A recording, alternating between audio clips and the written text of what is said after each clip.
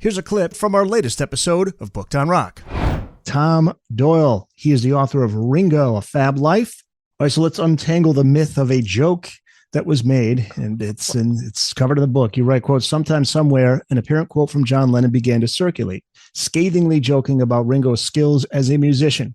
When asked by an interviewer whether he considered Starr to be the best rock drummer in the world, Lennon had supposedly carped, Ringo wasn't even the best drummer in the Beatles.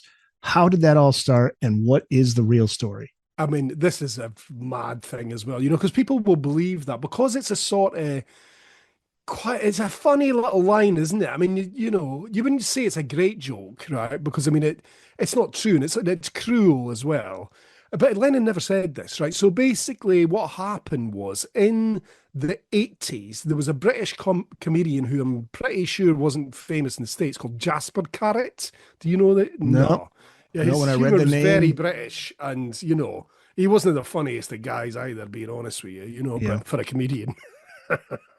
But so he claims that it was him that said it. He was like, no, I said that, right? And there's a YouTuber, a Beatles YouTuber in Britain, right, called Andrew Dixon, who's great. I mean, people should check him out, actually. His stuff's really good. But he watches through all this comedian's series, and it's just, I mean, nobody would want to do this, right? I don't even think Jasper Carrot's family would want to sit through all these comedy shows, But anyway. that bad, huh? Yeah, he was bad, yeah. That's just an opinion, Jasper. Sorry, mate, Anyway, so Andrew Dixon, the YouTuber, gets to this series called Carrot Confidential, which was in 1987, and finally the joke appears. And it's like, okay, Jasper Carrot did say this. But what's even weirder about it, right, is he wasn't the first one to make the joke. And he'd obviously sort of nicked it. Well, I wouldn't want to say sorry again, Jasper, but, who knows how this happened, right? But there'd been a BBC Radio 4 sketch show called Radioactive in 1981, and one of the characters said this thing. Now, as we all know, by 1981, I mean, John Lennon had passed, right? So it's a wee bit too late for him to be making the joke and stuff like that. So weirdly, down the years, this is attributed to John Lennon.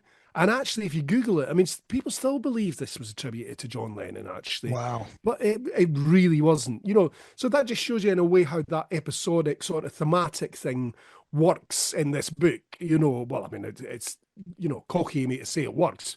That's up for the reader to decide, right? But what it means is that I can go into these little corners and just devote a short chapter, to just the joke and just untangling that myth, which is interesting for me as a writer, because you're never quite sure where it's going to end. And so hopefully that makes it interesting for the readers. Listen to the full episode wherever you get your podcasts.